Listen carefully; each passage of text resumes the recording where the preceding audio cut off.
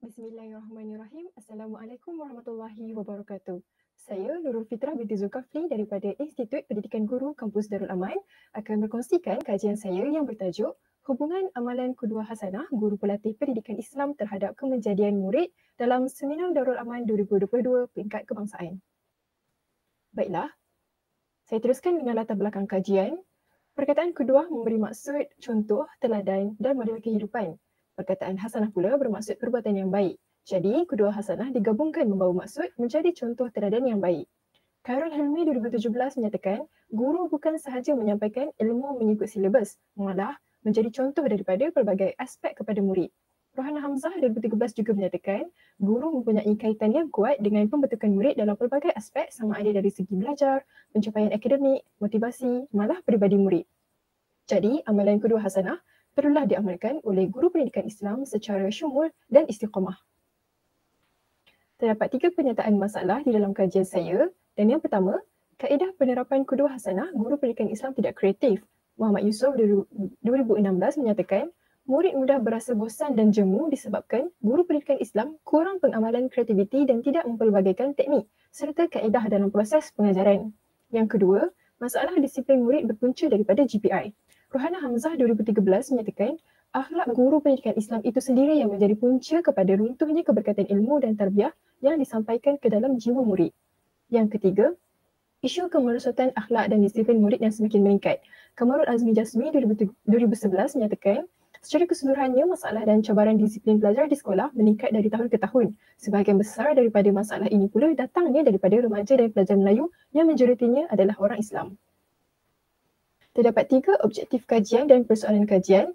Objektif yang pertama ialah mengenal pasti tahap amalan qudwah hasanah yang diterapkan oleh guru pelatih pendidikan Islam dalam pengajaran dan pembelajaran. Objektif kedua, melihat hubungan amalan qudwah hasanah guru pelatih pendidikan Islam dalam menyumbang kepada kemenjadian murid. Dan objektif yang ketiga, mengenal pasti perbezaan amalan qudwah hasanah guru pelatih pendidikan Islam lelaki dan perempuan terhadap kemenjadian murid. Jadi, persoalan kajian yang pertama, apakah tahap amalan qudwah hasanah yang diterapkan oleh guru pelatih pendidikan Islam dalam pengajaran dan pembelajaran? Persoalan yang kedua, adakah terdapat hubungan antara amalan qudwah hasanah guru pelatih pendidikan Islam dengan kemenjadian murid? Dan persoalan yang ketiga, adakah terdapat perbezaan yang signifikan amalan qudwah hasanah yang diterapkan di antara guru pelatih pendidikan Islam lelaki dan perempuan? Skop dan batasan kajian saya hanya melibatkan guru pelatih pendidikan Islam di Institut Pendidikan Guru Kampus Darul Aman sahaja dan kajian yang dijalankan ini adalah tidak merangkumi pandangan murid. Baiklah, sekarang saya teruskan dengan kerangka konseptual. Terdapat 3 konstruk di dalam qudwah hasanah iaitu personaliti diri guru, cara mengajar guru dan kepribadian guru. Dan yang ketiga-tiga konstruk ini akan membawa kepada hasil iaitu kemenjadian murid. Beberapa dapatan kajian lalu diletakkan di dalam kajian saya. Dapatan kajian lalu yang pertama ialah dari Khairul Helmi, Sulaiman Syakib dan Ahmad Marzuki 2017 yang bertajuk Elemen Penilaian Amalan Qudwah Hasanah Guru Pendidikan Islam Menurut Perspektif Murid. Berdasarkan kajian tersebut, didapati bahawa personaliti GPI yang paling diperhatikan oleh murid ialah qudwah asasiyah. Hal ini demikian kerana murid lebih suka melihat sesuatu yang dizahirkan seperti elemen berpakaian iaitu berpenampilan menarik, kemas dan muta'arat serta berwajah mudah didekati. Dapatan kajian lalu yang kedua daripada Asnuri Najmah Ahmad Nazlin dan Nurhaini Mansur 2013 yang bertajuk Pengaruh Personaliti Guru Pendidikan Islam Terhadap Pembentukan Pribadi Murid. Dalam kajian tersebut menyatakan bahawa masalah akhlak murid yang berlaku pada hari ini mempunyai hubungan langsung dengan personaliti guru yang dipamerkan, yang mana guru membawa perubahan ke arah satu tingkah laku yang baik. Sehubungan dengan itu, kajian tersebut mendapati ada hubungan yang signifikan antara personaliti yang dipamerkan oleh guru dengan pembentukan peribadi dan sikap murid. Dapatan kajian lalu yang seterusnya ialah daripada Syafiqah Solehah Ahmad dan Sarina Aini Kasim 2017 yang bertajuk Permasalahan dan Cabaran Guru Pendidikan Islam dalam Membentuk Personaliti dan Akhlak Pelajar. Berdasarkan kajian tersebut, personaliti GPI yang unggul membolehkan dirinya menjadi ikutan kepada murid dalam usaha pembinaan akhlak. Dalam aspek pengajaran, GPI perlu mempunyai ciri-ciri personaliti yang mudah didekati dan mesra pelajar. Hal ini kerana setiap tingkah laku dan gerak-geri guru ketika sedang mengajar sering diperhatikan oleh anak didik mereka. Baik, reka bentuk kajian saya ialah bersifat deskriptif iaitu kuantitatif jenis tinjauan dan persampalan pula menggunakan jadual Krejci dan Morgan 1970.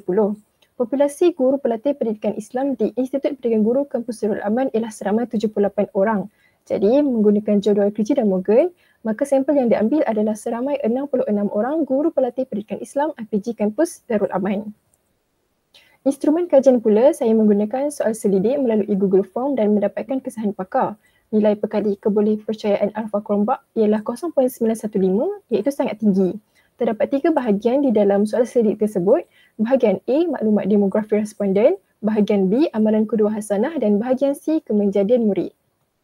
Instrumen kajian tersebut merupakan adaptasi daripada kajian Khairul Helmi, Sulaiman Syakib dan Ahmad Marzuki 2017 yang bertajuk Elemen Penilaian Amalan Qudwah Hasanah Guru Pendidikan Islam Menurut Perspektif Murid, dan borang soal selidik tersebut menggunakan skala Likert 1 hingga 5. Baiklah, hasil dapatan kajian saya untuk bahagian A iaitu maklumat demografi responden. Jantina lelaki ialah sebanyak 22.7% iaitu seramai 15 orang dan 77.3% bagi perempuan iaitu seramai 51 orang. Hasil dapatan kajian untuk bahagian B iaitu bagi persoalan kajian pertama, apakah tahap amalan kedua hasanah yang diterapkan oleh guru pelatih pendidikan Islam dalam pengajaran dan pembelajaran? Hasil dapatan kajian menunjukkan bahawa purata nilai min dan sisihan piawai amalan kedua hasanah guru pelatih pendidikan Islam pada tahap yang tinggi iaitu min 4.78 dan sisihan piawai 0.37. Dapatan kajian bagi konstruk kedua sahsiah, item B4 iaitu berpakaian bersih memperoleh nilai min yang paling tinggi iaitu 5.00. Dapatan kajian tersebut selari dengan kajian yang dijalankan oleh Abdul Halim Tamuri dan Muhammad Khairul Azman 2010 yang menyatakan sifat fizikal seperti kebersihan diri, pakaian dan tempat tinggal amat penting kerana ianya melambangkan perwatakan dan personaliti seseorang guru, khususnya guru pendidikan Islam. Bagi konstruk kedua fi'liyah, item C2 iaitu membimbing perkara baik memperoleh nilai min yang paling tinggi iaitu 4.90. Hal ini selari dengan kajian yang dijalankan oleh Kamarul Jazmi 2007 yang menyatakan peranan guru pendidikan Islam sebagai muadib adalah sangat penting dalam usaha membentuk dan membimbing murid menjadi seorang insan yang berilmu, beramal soleh dan berperwatakan mulia ke arah melengkapkan diri sebagai hamba Allah yang bertakwa. Seterusnya, bagi konstruk kedua qauliyah, item D6 iaitu memberi salam memperoleh nilai min yang paling tinggi iaitu 4.90. Dan perkara ini juga bertepatan dengan kajian yang dijalankan oleh Sofia Muhammad 2016 berkaitan akhlak guru dalam pengajaran dan pembelajaran pendidikan Islam. Hasil kajian tersebut mendapati guru memulakan proses PDP dengan memberi salam, membaca basmalah, membaca hamdalah serta mengucapkan selawat dan berdoa bersama murid. Bagi persoalan kajian yang kedua iaitu adakah terdapat hubungan antara amalan kedua hasanah guru pelatih pendidikan Islam dengan kemenjadian murid? Hasil dapatan kolerasi persen menggunakan SPSS menunjukkan terdapat hubungan iaitu nilai kolerasi yang positif antara amalan kedua hasanah guru pelatih pendidikan Islam dan kemenjadian murid. Bagi persoalan kajian yang ketiga, adakah terdapat perbezaan yang signifikan amalan kedua hasanah yang diterapkan di antara guru pelatih pendidikan Islam lelaki dan perempuan? Jadi, tidak terdapat perbezaan yang signifikan antara amalan kedua asasiah antara lelaki dan perempuan. Begitu juga dengan kedua al-fi'liyah, tidak terdapat perbezaan yang signifikan antara amalan kedua al-fi'liyah antara guru pelatih lelaki dan perempuan. Dan begitu juga dengan konstruk kedua al-qauliyah, tidak terdapat perbezaan yang signifikan antara amalan kedua al-qauliyah bagi guru pelatih pendidikan Islam lelaki dan perempuan. Beberapa cadangan kajian lanjutan juga boleh dilakukan iaitu memperluaskan kajian ini kepada murid-murid kerana murid-murid juga merupakan subjek di dalam kajian.